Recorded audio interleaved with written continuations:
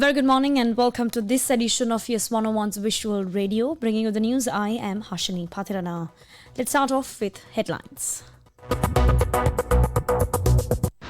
News First headline. Probe into customs release of chemical containers for ice. Parliament to convene today with key bills and UAE agreement on agenda. Train services on Kalani Valley line restricted following derailment. In international headlines, French government collapses after PM Bayrou ousted in confidence vote. And in news sports, it's cricket. 2025 Asia Cup T20 tournament to kick off in Abu Dhabi today.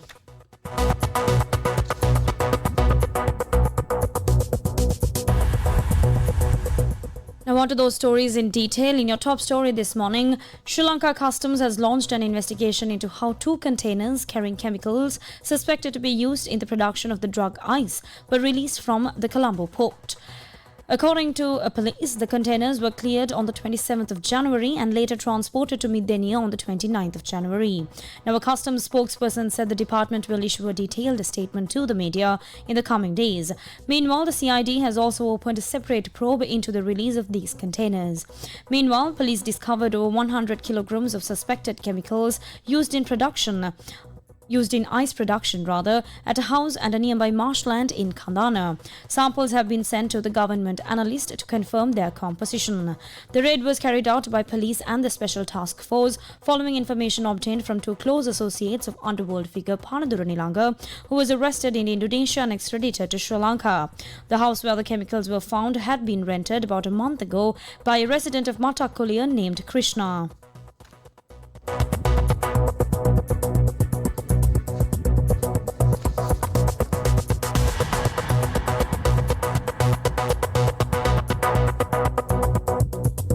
Now in more local news, Parliament is scheduled to convene today at 9:30 a.m. under the patronage of Speaker Dr. Jagat Vikramaratne. A key item on today's agenda will be the approval of the agreement signed between Sri Lanka and the United Arab Emirates. A vote on the proposal is scheduled to take place at 5 p.m. In addition, the second readings of several important bills are expected to take place today. The Penal Code Amendment Bill, the Bill to remove presidential immunity, and the National Building Research Organisation Bill are some of them. Parliament sittings will continue from today until Friday.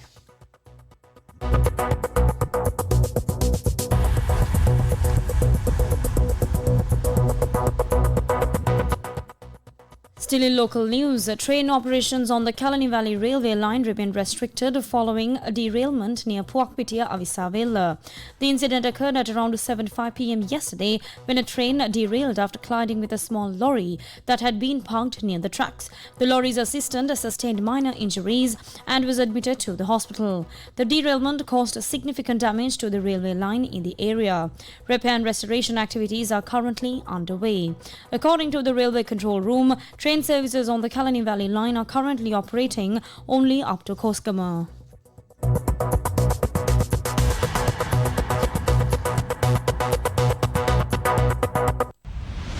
International news.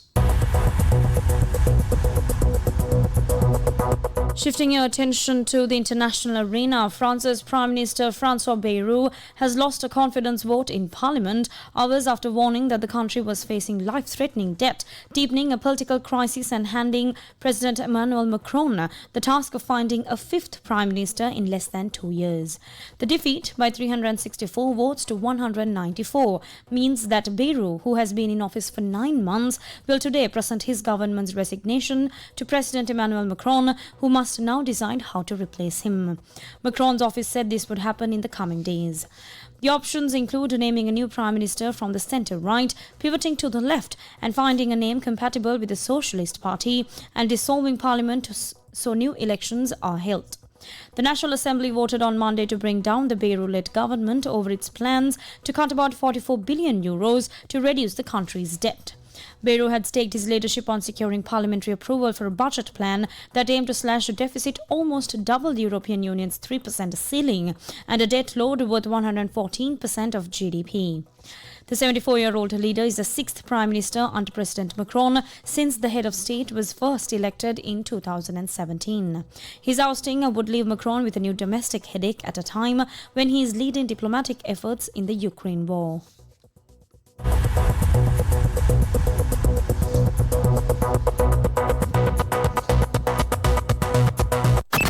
sports news. And finally, taking a look at your sports update, the 2025 Asia Cup T20 tournament is set to commence today at the Sheikh Zayed International Cricket Stadium in Abu Dhabi. The official local broadcasting rights for this highly anticipated tournament are being held by TV1 of the Sirasa Media Network, ensuring that fans in Sri Lanka can catch all the action live. Now, this marks the third edition of the tournament in the T20 format. The 2025 Asia Cup T20 tournament is set to kick off in the United Arab Emirates with 8 teams vying for the coveted trophy. They are Sri Lanka, India, Pakistan, Bangladesh, Afghanistan, the United Arab Emirates, Oman and Hong Kong. In the group stage, the teams will compete under 2 groups, that is A and B. India, Oman, Pakistan and the UAE are placed in Group A, while Sri Lanka is in Group B alongside Afghanistan, Hong Kong and Bangladesh. Former Sri Lanka star and current head coach Sanath Jayasuriya holds the record as the highest run scorer in Asia Cup history. The record for the highest wicket taker belongs to former Sri Lanka pace ace Lasith Malinga.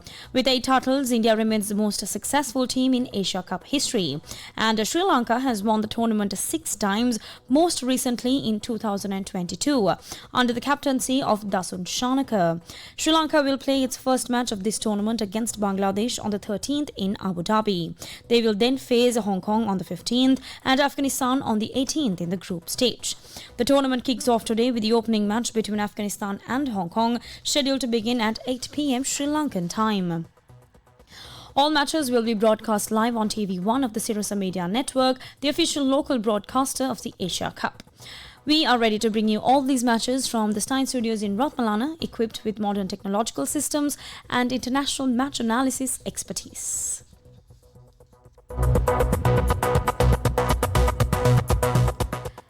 And with that, we wrap up this edition of YES101's Visual Radio. I am Hashni Pathirana. Thank you for watching and stay tuned for more of the very latest.